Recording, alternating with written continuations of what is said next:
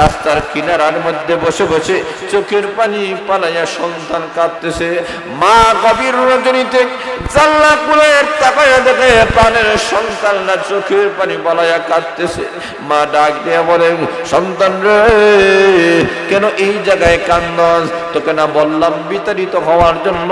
আবার সন্তান বলে, ও মা, আমাকে যতই বারবার আপনি বিতাড়িত করতে চান, আমার একবার মনে আসে বাবা, আপনার দরবার থেকে আমি চলে গেলে আমি জায়গা পাইব। আমি একটা যুবক মানুষ, কোন মানুষের ঘরে কাজ করলে তো একটা জায়গা দিবে, খাবার খাওয়াবে, টাকা দিবে, পয়সা দিবে, জোরে বলেন ঠিক না বেটে? কাপড় দিবে, বাসস্থান দেবে, আমার সুযোগ সুবিধা গুলা মানুষেরা আমাকে দিবে। কিন্তু কেন যাই না গো মা? তার কারণ হলো দুনিয়াতে যাওয়ার পরে সবগুলো আমি পাইতে পারি, কিন্তু মা হিসেবে তুমি যে আমাকে আদর করো, আমাকে ভালোবাসো, আমাকে মহাব্বত করো, এমন আদর, এমন ভালোবাসা, এমন মহাব্বত আপনি মা সারা পৃথিবীর আর কেউ করতে পারবে না। আরো জোরে বলেন, আরো জোরে বলেন।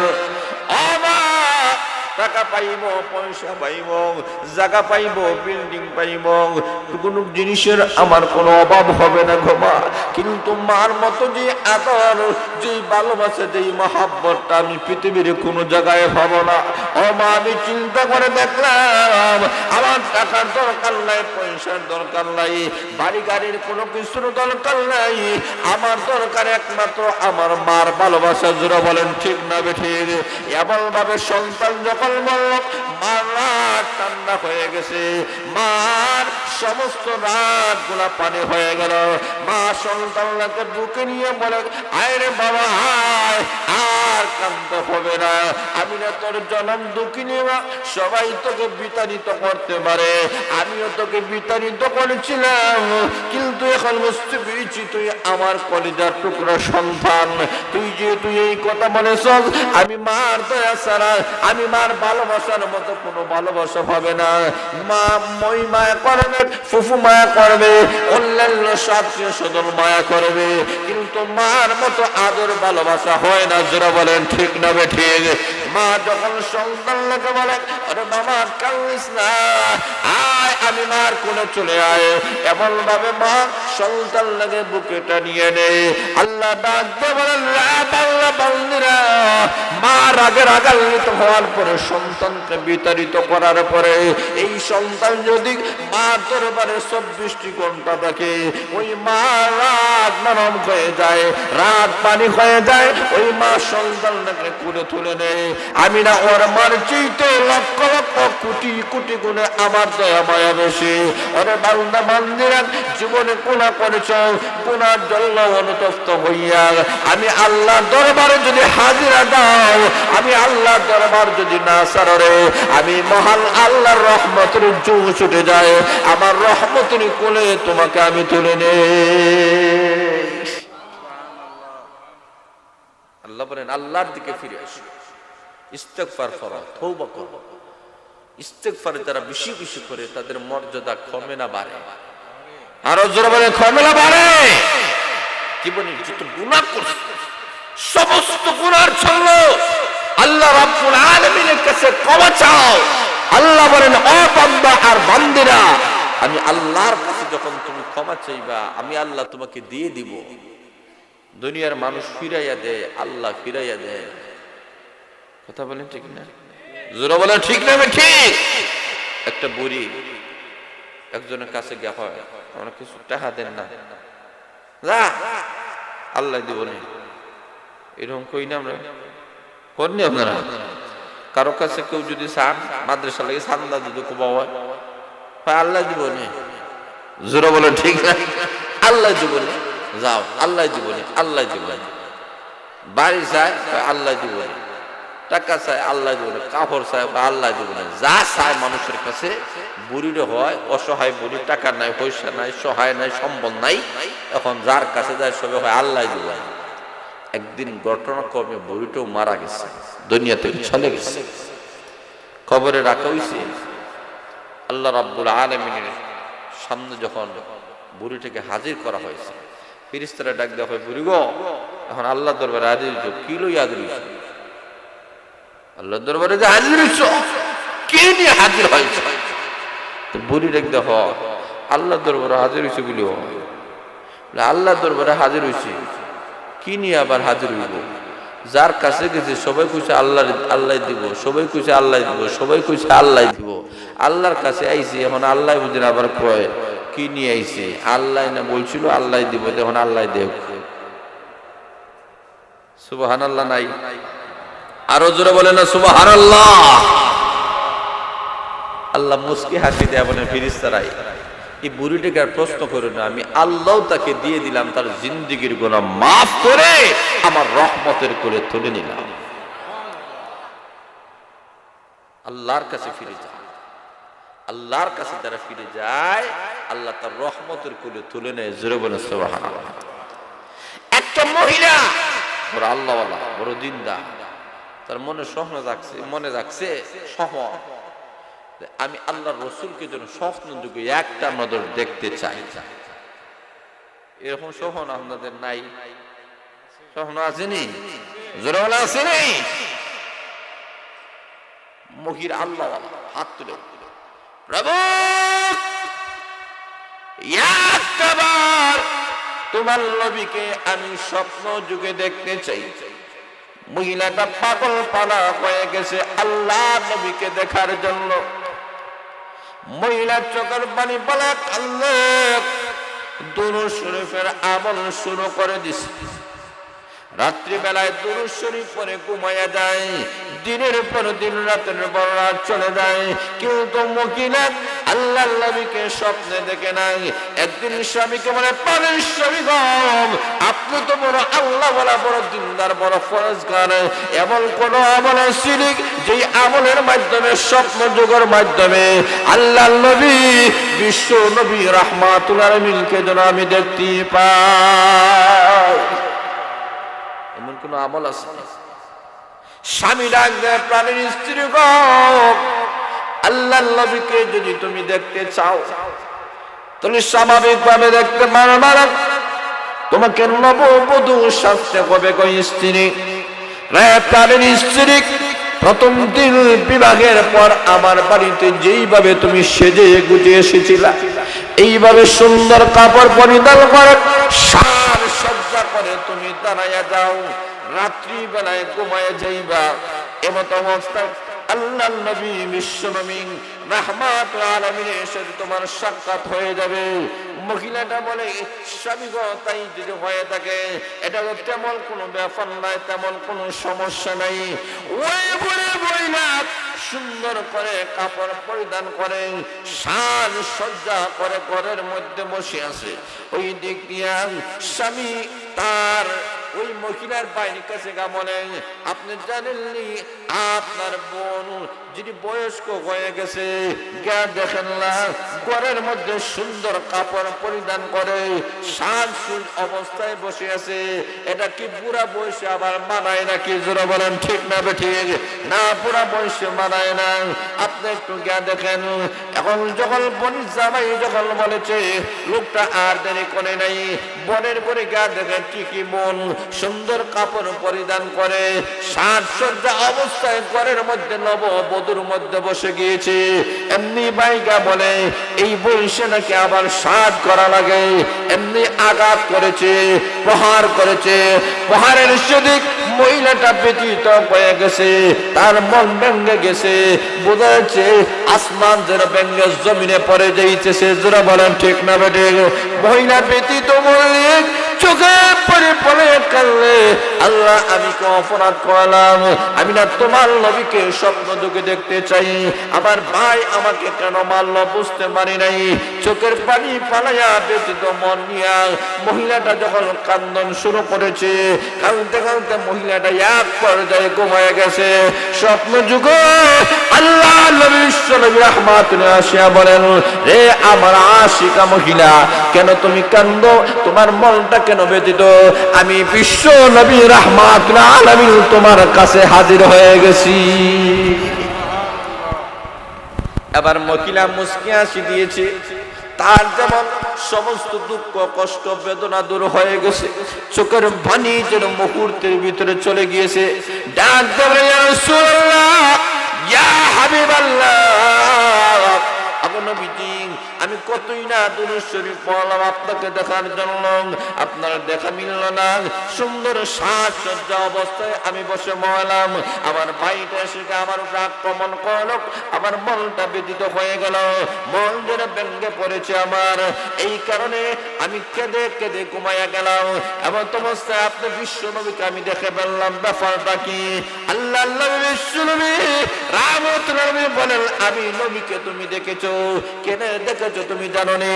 আমার মহান আল্লাহ রাব্বুল আলামিন ওই বান্দা আর বান্দির প্রতি খুশি হয়ে যান যেই বান্দা এবং বান্দির দুর্বল অবস্থায় থাকে, ব্যতীত মন থাকে, ব্যতীত মন থেকে সান্ত্বনা দেওয়ার জন্য মহান আল্লাহ রাব্বুল আলামিন সবসময় অপেক্ষায় থাকেন।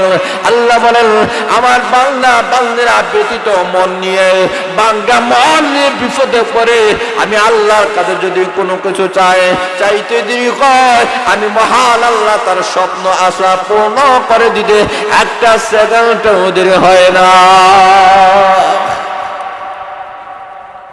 আল্লাহ চায় বাঙ্গা মন নিয়ে আল্লাহর কাছে চায়। যারা ব্যতীত মন, যারা মজলুম, যারা অভাবী, যারা অসহায়, যারা ইয়েতিম, যারা মিসকিন, যারা যে যত দুর্বল হবে, এই দুর্বল অবস্থায় আল্লাহকে যখন চাইবা, দুনিয়ার নিয়ম হচ্ছে কি দুর্বল মানুষ সবলের কাছে চাইলে দেয় না, ফিরাইয়া দেয়। জোরে বলেন ঠিক না ঠিক? আর আল্লাহর নিয়ম হলো তোমার যতই দুর্বলতা দেখাইতে পারো, আল্লাহ আমি অসহায়, আমি দুর্বল, আমি নালায়েক এক বান্দা, আমি গুনাহগার এক বান্দা, এইভাবে নিজেকে ছোট মনে করিয়া বাঙ্গা হৃদয় বাঙ্গা মন নিয়ে চোখের পানি ফালাইয়া যারা কান্দে, আল্লাহ বলেন তাদের কাছে আমি আল্লাহ আছি। আরো জোরে বলেন সুবহানাল্লাহ। আল্লাহ বলেন ওই দুর্বলের পাশে কে? জোরে বলে না কে? আল্লাহ। এখন স্বামীর কাছে বলে, স্বামী গো, ই কোন আমলের কথা আপনি বললেন, ব্যাপারটা কি বুঝলাম না। ব্যাপারটা হইছে তুমি তো সবসময় খুশিবাসী থাকো, তো খুশিবাসী থাকো, এর লাগে আল্লাহ হয় যে খুশিবাসী থাকে। দেখবেন যে সন্তান সবসময় খুশিবাসী থাকে, খেলাধুলা করে, মা বাবা তাকে কাছে নেয় না, কুলে তুলে নেয় না। জোরে বলে ঠিক না ঠিক? আর যেই সন্তানটা নিচে রাখিয়া দিছে, হঠাৎ করে এক জায়গায় হইটা খাইন্দা দিছে, পাও বেখা হয়ে গেছে, তেরো হয়ে গেছে, হরি গেছে, উষ্টা খাইছে, উক কইছে, মা ওই সন্তানকে বুকে টেনে নেয়। জোরে বলেন ঠিক না ঠিক?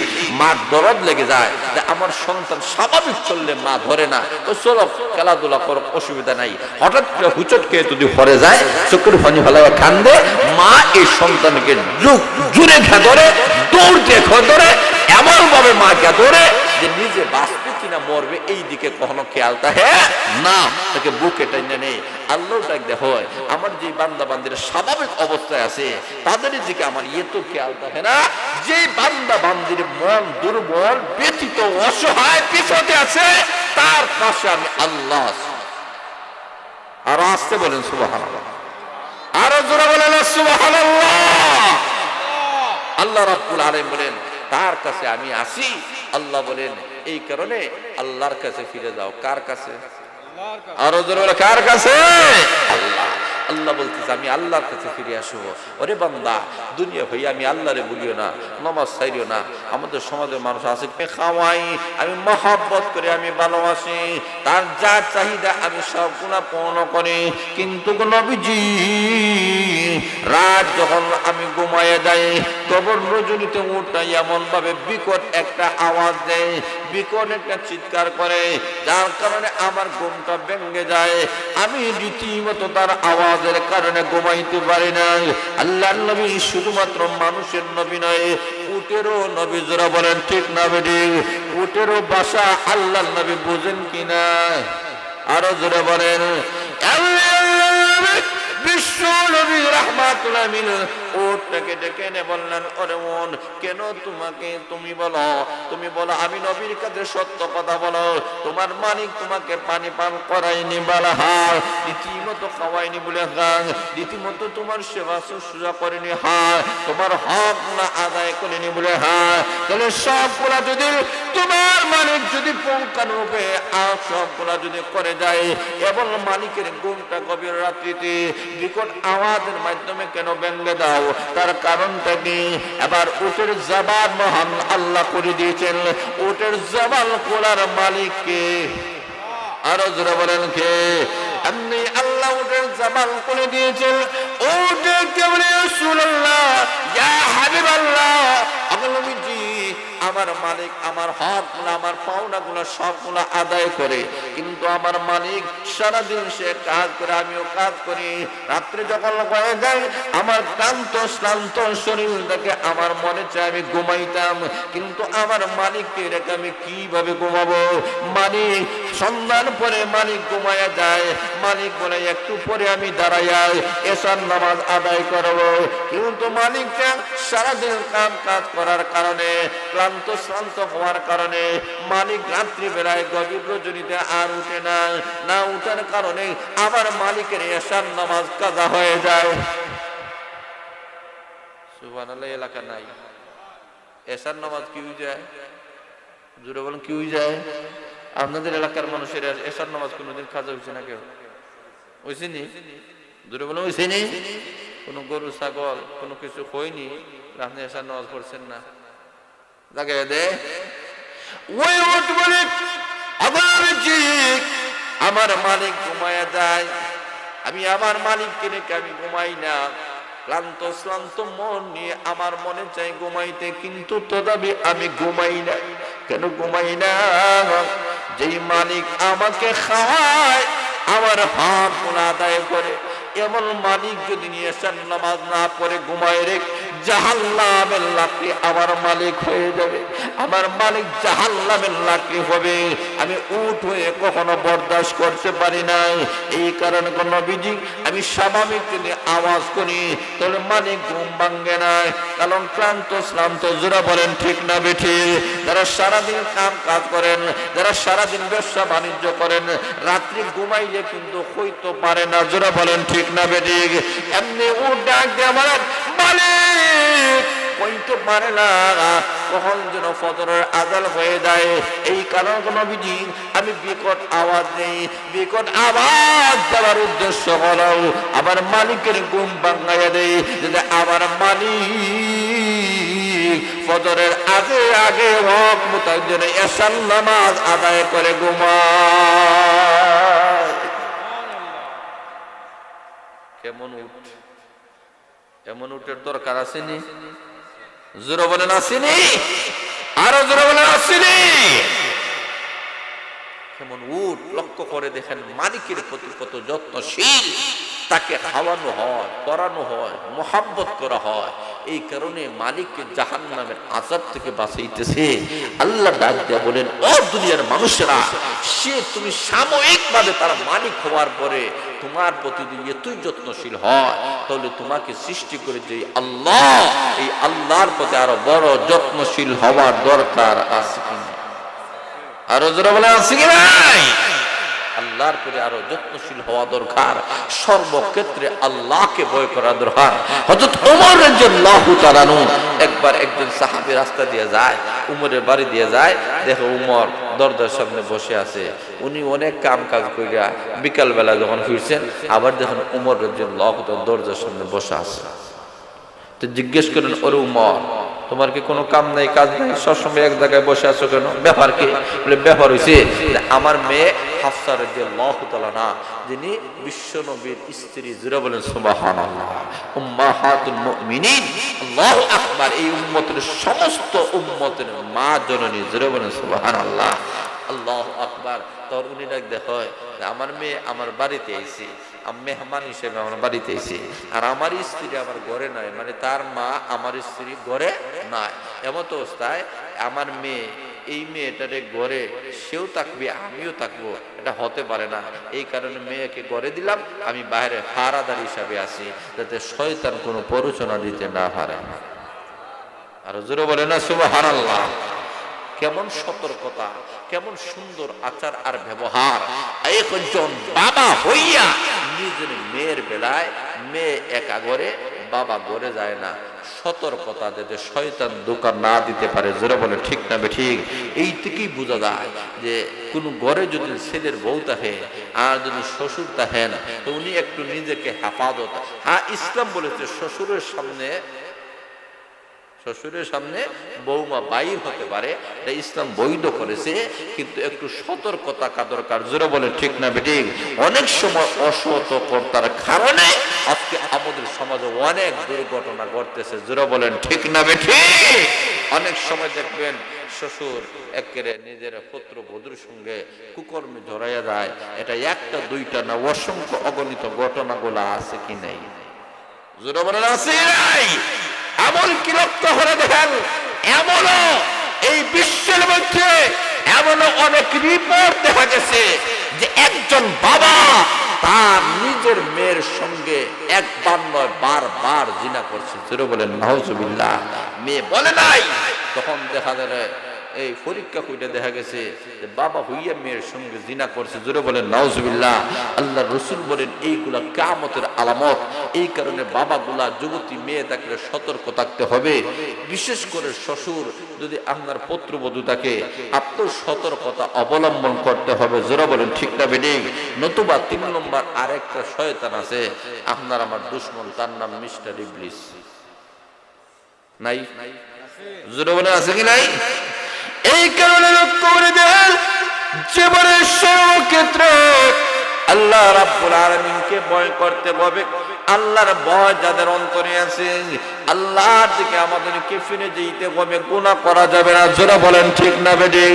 আরে আমার যুবক ভাইরা, এই সময়টা মহামূল্যবান সময়, এই সময়টা হেলায় খেলায় নষ্ট করা যাবে না। ইব্রাহিম ইবনে আদম রাহমাতুল্লাহর কাছে একটা যুবককে বলে, আল্লাহর ওলি গো, আমার মনে চায় আমি গুনাহ করতে, এমন কোন নিয়ম, এমন কোন পদ্ধতি আসেনি, এমন কোন মেডিসিন, এমন কোন ঔষধ আসেনি যেই ঔষধের মাধ্যমে আমি গুনাহ থেকে বিরত থাকতে পারি। ইব্রাহিম ইবনে আদম বলেন, যুবক, 5টা জিনিস যদি তুমি করতে পারো রে যুবক, তাহলে তুমি গুনার দ্বারে কাছে যাইতে পারবা না। জোরে বলেন ঠিক না বেঠিক? কয় জিনিস? কয়টা? 5টা। শুনতে রাজি আছেন? আরো জোরে বলেন। এক নম্বর হলো, ও যুবক, তুমি যদি গুনাহ করতে তোমার মন চায়, গুনাহ করো, অসুবিধা নাই, কিন্তু আল্লাহর রিজিক খাইতে পারবা না। গুনাহ করো, অসুবিধা নেই, আল্লাহর রিজিক খাইতে পারবে। দুনিয়াতে এমন মানুষ আছে না আল্লাহর রিজিক ছাড়া বাঁচতে পারবো? কথা বলতে হবে, আসেনি? জোরে বলেন আসেনি? ধনী হোক গরিব হোক, শিক্ষিত অশিক্ষিত, সুস্থি কুষ্টি, ধনী গরিব, রাজা বাদশা প্রজা যারা আছে সবাই রিজিক খায় কার? সবাই বলেন কার? আরো জোরে বলেন না কার? তোমার যদি মনে চায় গুনাহ করতে, যা হর করো, আল্লাহ রিজিক খাইও না। পারবেন না? কথা বলেন পারবেন না? জোরে বলেন পারবেন? ইব্রাহিম যে আল্লাহ রিজিক 24টি ঘন্টা তুমি বক্ষণ করতেছো রে বান্দা বান্দিরা, তুমি কিভাবে গুনাহ করো? যেই আল্লাহ নিয়ামত দাও, এই আল্লাহর সাথে কিভাবে তুমি নাফরমানি করো? আরে বান্দা বান্দিরা, তোমার যদি মনে চায় তুমি গুনাহ করবা, করো, অসুবিধা নাই, কিন্তু আল্লাহর রিজিক খাওয়াটা বন্ধ করে দিতে হবে। দুনিয়াতে এমন কোনো মানুষ নাই যেই মানুষগুলো আল্লাহর রিজিক খায় না। 24টি ঘন্টা জন্ম থেকে এই পর্যন্ত আল্লাহর রিজিকে আমরা বড় হয়েছি। এতেই উনি বুঝাই দিয়েছেন, যারা আল্লাহর রিজিক খায় এরা কখনো গুনার দ্বারে কাছে যাইতে পারে না। কথা বুঝছেন? কথা বলেন না, বুঝছেন? 2 নম্বর হলো, তোমার যদি মনে চায় তুমি গুনাহ করবা, কোনো অসুবিধা নাই, গুনাহ করো, তবে আল্লাহর জমিনে করতে পারবা না, কারণ এই জমিন কার? আরো জোরে বলেন কার? গুনাহ করো, কোনো অসুবিধা নাই, কিন্তু আল্লাহর জমিনে করতে পারবা না। এই পৃথিবীতে এমন কোন রাজা বাদশাহ, এমন কোন ক্ষমতাবান, এমন কোন ধনী মানুষ, এমন কোন শিল্পপতি প্রভাব প্রতিপত্তি মানুষ আসেনি যে আল্লাহর জমিন ছাড়া চলতে পারবে। আসেনি? জোরে বলে আছে? যিনি চাকরিজীবী উনি হয় আমার জমিন আছে, আল্লাহর জমিনও আছে। লন্ডন আল্লাহর জমিনও আছে কি নাই? আমেরিকা এটা শূন্যস্থানও নেই, কথা বুঝতে হবে, শূন্যস্থানও নেই আমেরিকা। ইউরোপ আমেরিকা গুলা, লন্ডন আমেরিকা, জার্মান, জাহান, এই সবগুলা আল্লাহর জমিনের মধ্যে। তুমি গুনাহ করতা, আল্লাহ জমিন ছেড়ে দেয়। আল্লাহ জমিন ছাড়া গুনাহ কর পারবো নি? আল্লাহ আমার জমিন ছেড়ে গুনাহ কর পারবো না। আর দুনিয়ার মানুষরা যেখানে দাঁড়াই আছো সেটা আমার জমিন, যেখানে বসে আছো সেটা আমার জমিন, যেখানে শুয়ে আছো সেটা আমার জমিন। কাজে গুনাহ যদি করতে মন চায় আমার জমিন ছাড়িয়ে দাও। পৃথিবীর কোন মানুষরা আল্লাহর জমিন ছাড়তে পারবে না, অতএব গুনাহ করার অধিকার কোন মানুষের নাই। যারা বলেন ঠিক না বেঠিক? আল্লাহ জমিন ছাড়িয়ে দাও, পারবে না। 3 নম্বর হলো গুনাহ যদি করতে চাও করো, কিন্তু এমন জায়গায় করো যেখানে আল্লাহ দেখে না। কে দেখে না? আরো জোরে বলেন। পৃথিবীতে এমন কোন জায়গা আসেনি যেই জায়গা আল্লাহ দেখে না। আরো জোরে বলেন, আরো জোরে বলেন। রাতুলের মানুষ যেই জায়গায় তোমরা থাকো না কেন, فأينما تولوا فثم وجه الله।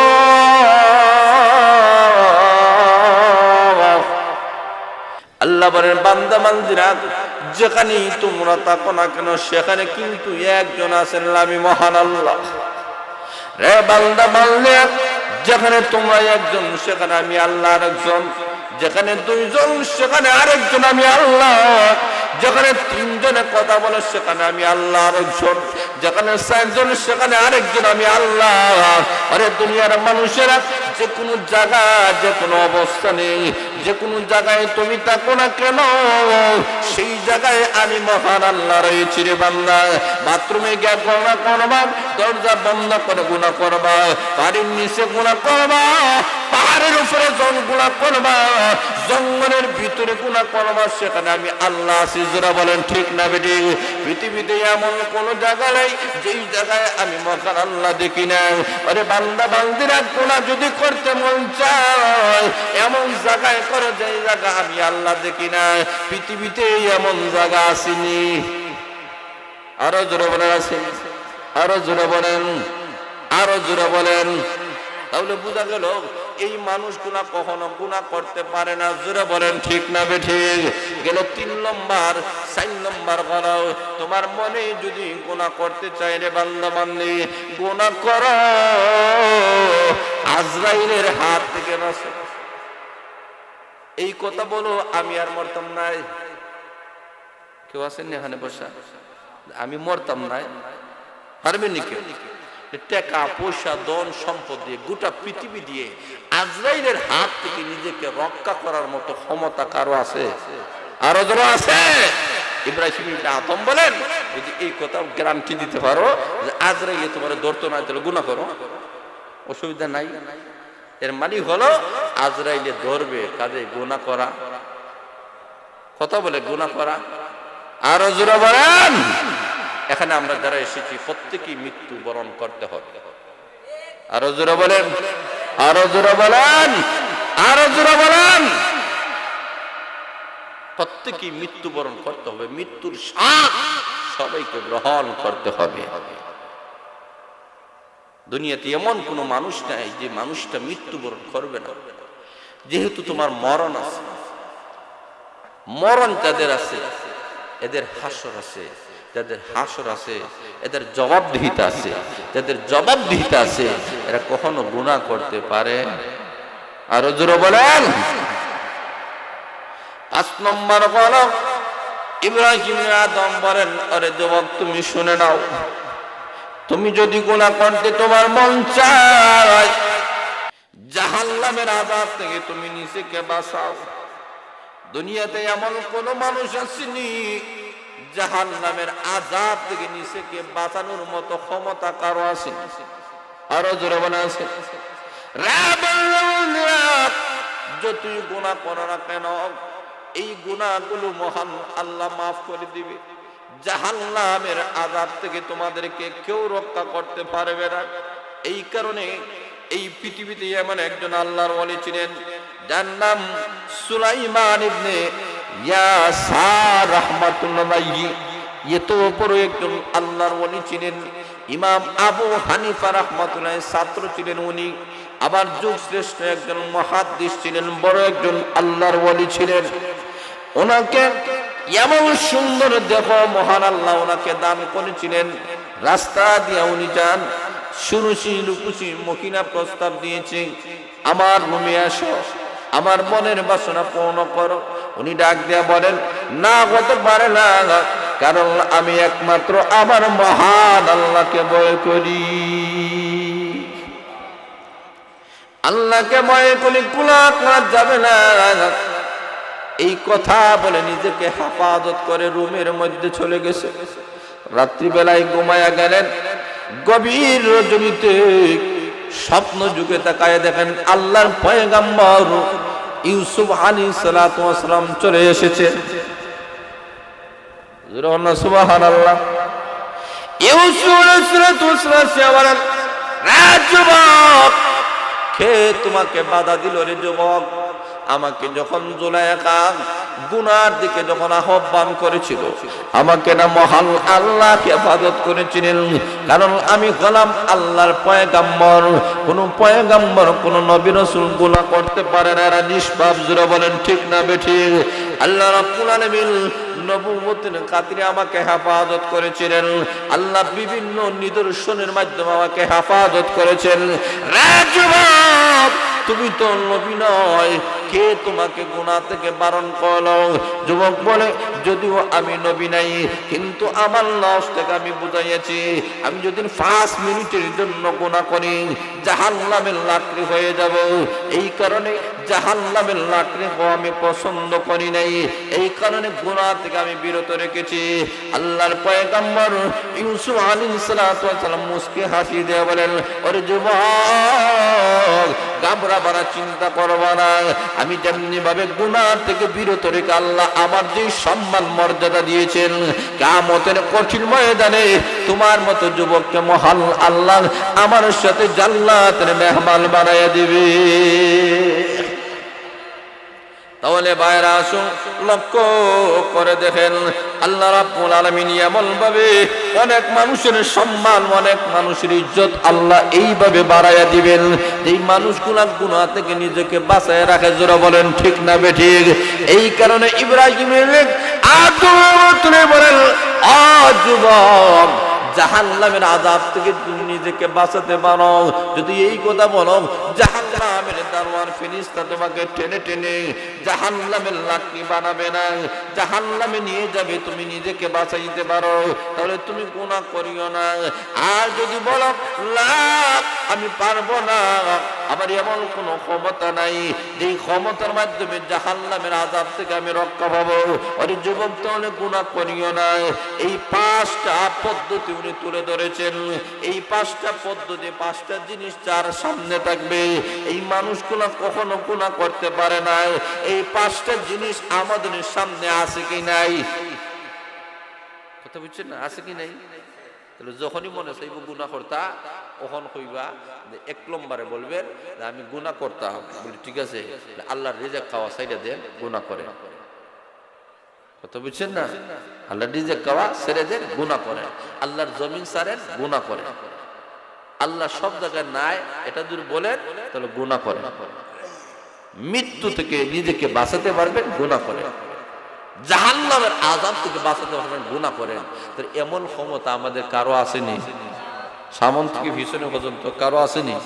জোরে বলে আছে, যেহেতু আমাদের নাই, তাদের গুনাহ করার কোনো অধিকার, জোরে বলে কোনো অধিকার।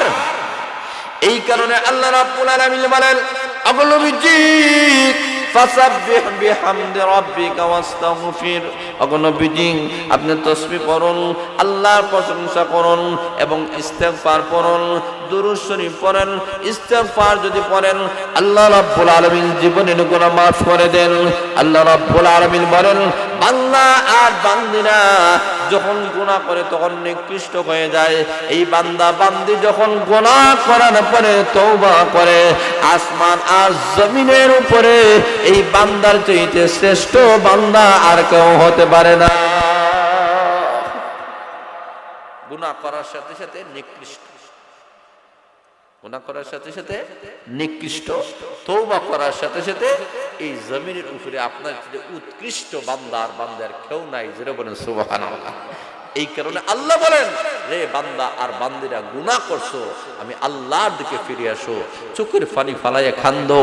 এই সমস্ত দ্বীনি প্রতিষ্ঠান খোলা, এই মাদ্রাসাগুলোই হচ্ছে আমাদের গুনাহ মাফির ব্যবস্থার একটা উত্তম ব্যবস্থা। আর যারা বলেন ঠিক না বেঠিক, আর যারা বলেন ঠিক না বেঠিক। আমাদের জিন্দেগিতে অনেক আছে, আমরা নামাজ পড়ছি না, রোজা রাখছি না, তেলাওয়াত করছি না, জিকির আজকার করছি না, গুনাহ করছি না, নাফরমানি করছি, মাহফিলে আইছি, বসছি, আলোচনা শুনছি, তখন অনুতপ্ত হইছি, তওবা করছি। আল্লাহ বলে নিষ্পাপ অবস্থায় বাড়িতে ফিরাইয়া দেব। এই কারণে এই ওয়াজ মাহফিল করে এটা সাধারণ কোনো বিষয় নয়, এটা একমাত্র আল্লাহর পক্ষ থেকে একটা রহমত এবং বরকত। যারা বলেন সুবহানাল্লাহ।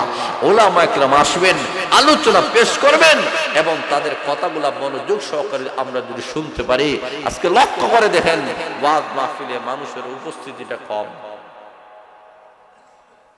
ঠিক না বেশি? আর হুজুর বলেন ঠিক না বেঠিক? ওয়াজ মাহফিলে তখন মানুষের সংখ্যা কম, গানের সংখ্যা কম না বেশি? আর হুজুর বলে কম না বেশি? এটাই হচ্ছে কিয়ামতের আলামত। কোরআন সুন্নাহর মহব্বত মানুষের অন্তর থেকে কমে যাবে। ও ভাইরা, লক্ষ্য করে দেখেন, এই মাদ্রাসার 55 বছর হয়ে গেছে। যারা বলেন ঠিক না বেঠিক? যেই লোকটা 55 বছর যার বয়স হয়েছে, তার তো এই মাদ্রাসার সূচনা, তার বয়সের সূচনা। যারা বলেন ঠিক না বেঠিক? এখানে অনেক আছেন যারা এই মাদ্রাসা প্রতিষ্ঠার লগ্নকালে ছিলেন। যারা বলেন ঠিক না বেঠিক? অনেকে আছেন এই দুনিয়ার থেকে, অনেকেই দুনিয়া থেকে চলে গেছেন, আবার অনেকেই ভবিষ্যৎ প্রজন্মরা আমাদের সামনে আসতেছে। এই মাদ্রাসা এই এলাকার জন্য একটা নিয়ামত, রহমত, বরকত। যারা বলেন ঠিক না বেঠিক? আমাদের জান দিয়ে, মাল দিয়ে, সময় দিয়ে সর্বাত্মকভাবে এই মাদ্রাসা থেকে উন্নতির দিকে নিয়ে যাওয়ার দরকার নাই? যারা বলেন আসেনি? তাহলে আল্লাহ রাব্বুল আলামিন বলেন, দুনিয়ার মানুষেরা, এমন একটা কোরআন আমি মহান আল্লাহ তোমাদের কাছে দিলাম, এই কোরআনটা যদি তোমরা গ্রহণ করতে পারো, আমি আল্লাহ কোরআনের কারণে তোমাদের সম্মান, তোমাদের মর্যাদা, তোমাদের ইজ্জত আমি আল্লাহ বাড়াইয়া দিলাম। জোরে বলেন সুবহানাল্লাহ। আল্লাহ রাব্বুল আলামিন বলেন, নিজে আলিম অথবা তোমার কোন সন্তানকে আলিম বানাও, কিয়ামতের কঠিন ময়দানে বলতে পারবেন, আমি হাফিজ কোরআনের বাবা, আমি আলিমের বাবা। জোরে বলেন ঠিক না বেঠিক? তাহলে এই মাদ্রাসাটাকে উন্নতির দিকে নিয়ে যাইতে হলে আমাদের ছেলে মেয়েদেরকে মাদ্রাসায় পাঠিয়ে দিতে হবে। টাকা পয়সার মাধ্যমে সর্বাত্মকভাবে যারা সহযোগিতা করবেন, কিয়ামতের কঠিন ময়দানে এই নবীর বাগানটা আপনার আমার জন্য সুপারিশ করবে। ইটগুলা বলবে, আমি সেই ইট অমুক লোক দিয়েছিল, আমি সেই ফ্যান যেই ফ্যানটা অমুক লোক দিয়েছিল, আমি সেই বিল্ডিং যেই বিল্ডিংটা অমুক লোক দিয়েছিল। যারা বলেন ঠিক না বেঠিক? মাদ্রাসার পিছনে যারা টাকা পয়সা গুলা খরচ করবে, এইগুলা নষ্ট হবে না রে, এইগুলা বেতা যাবে না। আজকে লক্ষ্য করে দেখেন, আমাদের সামনে অনেকের মা নাই, বাবা নাই, ছেলে নাই, মেয়ে নাই, আত্মীয় স্বজন নাই। যারা বলেন ঠিক না বেঠিক? অনেক আমরা এমনও আছি, বাবা বলে ডাকার মতো করে বাবা নাই, মা বলে ডাকার মতো মা করে নাই, সন্তান বলে ডাকার মতো করে সন্তান নাই। স্ত্রীর কাছে গিয়ে যে সন্তান আপনি পাইতেন পারেন, স্ত্রীও নাই, কবরবাসী হয়ে গেছে। নাই? আছে কি নাই? জোরে বলে আছে কি নাই? আমরা সর্বহারা হয়ে যাইতেছি। আজকে সব দিক দিয়ে আমরা বঞ্চিত হয়ে যাইতেছি। আজকে আমাদের মধ্যে শান্তি নাই, ভ্রাতৃত্ব নাই, মহাব্বত নাই, আন্তরিকতা নাই। যারা বলেন ঠিক না বেঠিক? এই সবগুলার কারণ হচ্ছে কি? ইসলামী শিক্ষা, কোরআনী শিক্ষা এটা আমাদের কাছে নাই, যার কারণে সব অশান্তির মেইন কারণ হচ্ছে এটা। জোরে বলেন ঠিক না ঠিক? আল্লাহ বলেন, ও দুনিয়ার মানুষেরা, টাকা পয়সা দিয়ে দুনিয়ার সুখ পাওয়া যায়, শান্তি পাওয়া যায় না। একটা সুখ আরেকটা শান্তি। জোরে বলেন ঠিক না? সুখ টাকা পয়সার মাধ্যমে হয়, এসি আছে, এই আছে, সেই আছে, সুবিধা আছে, এগুলাকে সুখ বলা হয়। কিন্তু এইগুলার মাধ্যমে মানুষের শান্তি পায় না। আসল শান্তি হচ্ছে 30 পারা কোরআন। জোরে বলেন ঠিক না ঠিক? আপনার ছেলেকে যদি কোরআন ওয়ালা বানাতে পারেন, এই মাদ্রাসায় পাঠা দিতে পারেন, আপনি দেখবেন যেই টাকা এই মাদ্রাসায় পাঠায় দিয়েছেন, আপনার অন্তরে একটা শান্তি মিলে। জোরে বলেন ঠিক না? দেখা যায় রোজ রোজ আমাদের গিয়ে হয়, কোনো মানুষ যদি এই বছর 1 লাখ টাকা মাদ্রাসায় দিয়ে যান, 50,000 টাকা দিয়ে যান, বিদেশে যাওয়ার পরে অথবা কাম কাজে ব্যবসা বাণিজ্যের জায়গায় যাওয়ার পরে, হুজুর এই বছর আমার ব্যবসার মধ্যে খুব বরকত হয়েছে। বলে কেন? বলে ওই যে টুকের বাজার মাদ্রাসায় দিয়েছিলাম। জোরে বলে সুবহানাল্লাহ। বিদেশে গিয়ে আমার রুজির মধ্যে বরকত হয়েছে। বলে কেন? বলে 1 লক্ষ